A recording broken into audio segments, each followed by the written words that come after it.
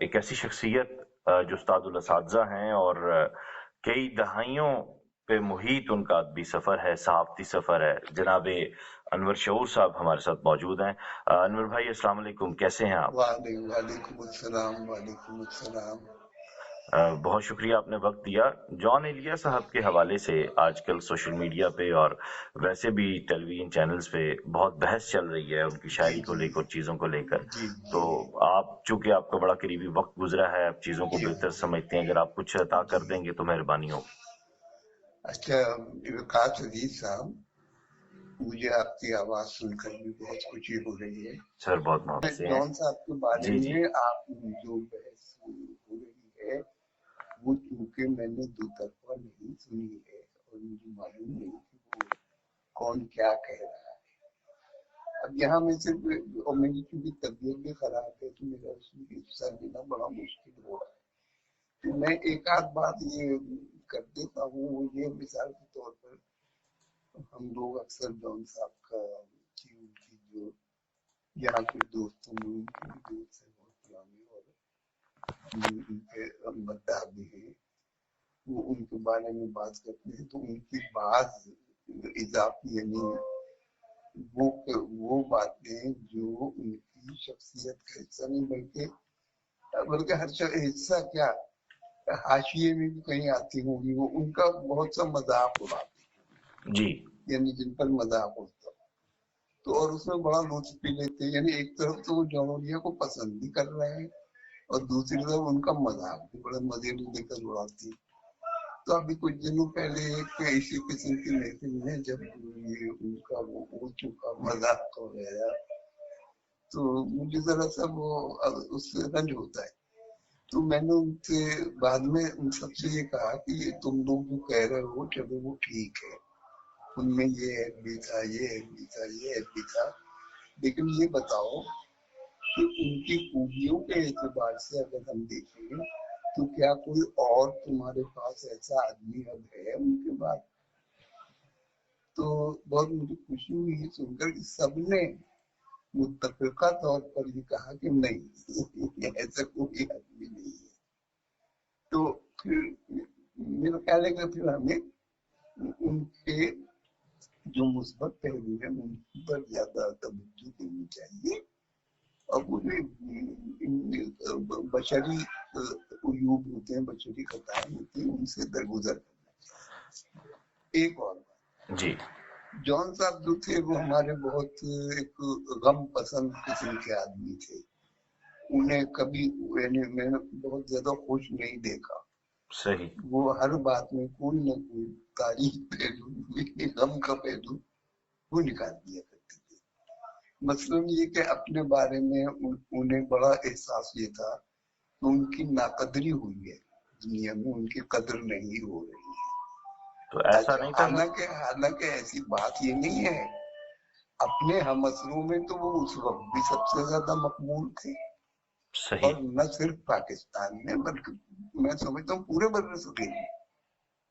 صحیح. مگر انہیں یہ احساس تھا اور نہ معلوم کیوں تھا، خیر.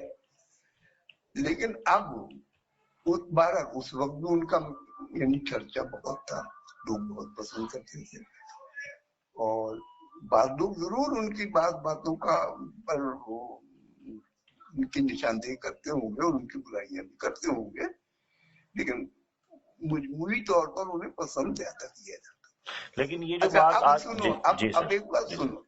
اب جب ان کا انتقال ہو گیا ہے نا، وہ سامان تو ہمارے سامنے نہیں ہے، تو یہ ایک بہت اطمینان کی بات ہے کہ ان کی وہ شکایت اگر اسے درست سمجھ لیا جائے ناقدری کی، تو اب اس کی اور زیادہ تردید ہو رہی ہے.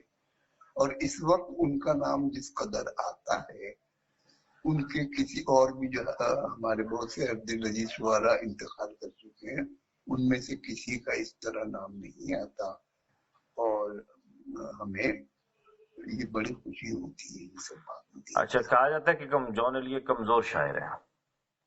ہاں، یہ منیر نیازی وغیرہ بھی کہتے تھے. صحیح صحیح.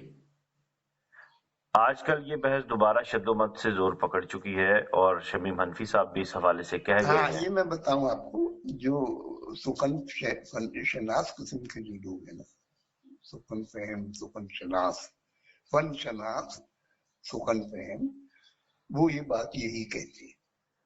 सही।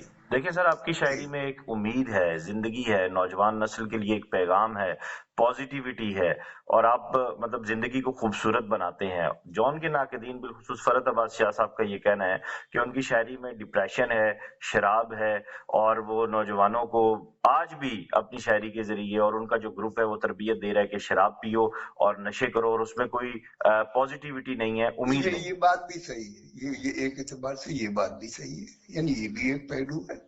सही सही सही। लेकिन उन्हें जो अभी किसी साहब ने सवाल किया कि इतना क्यों उन्हें पसंद किया जाता है, तो उसका जवाब मेरा ख्याल यही है कि लोग उनके शेर पढ़ते हैं, उन्हें पसंद आते हैं, तो उन्हें पसंद किया जा रहा है, बस नहीं यही है ना इसका जवाब। सही। पसंद तो आपको भी कबूल आम हासिल है, आप भी एक नहीं वो बड़े शायर हैं, उम्दा शायर है। उनकी, अरे नहीं, मुझे कहाँ मिला रहे हो। नहीं सर, बिल्कुल आपका है। हम निस्बत खाक रा बा आदम पाक, मैं उनका बड़ा अदब करता था, और उनकी का इल्म फजल भी है कि उनका जो था वो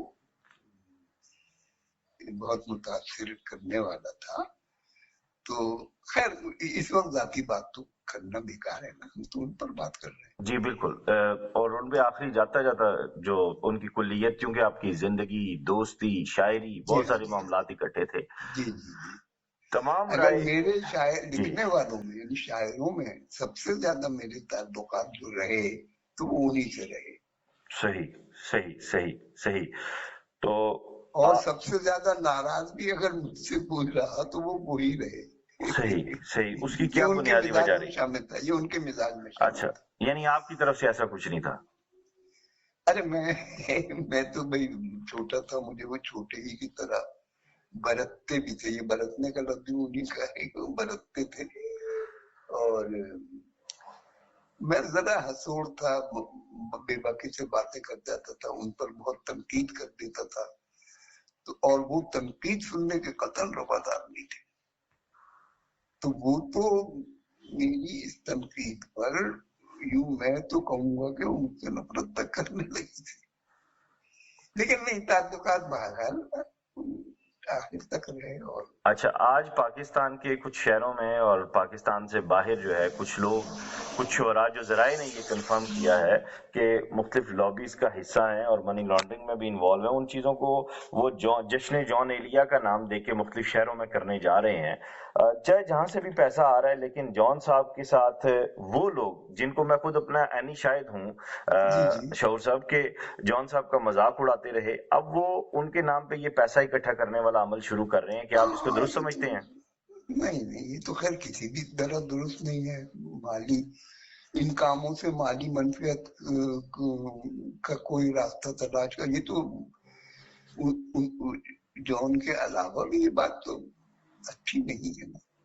सही सही सर, बहुत शुक्रिया आपने वक्त दिया। अच्छा बहुत शुक्रिया।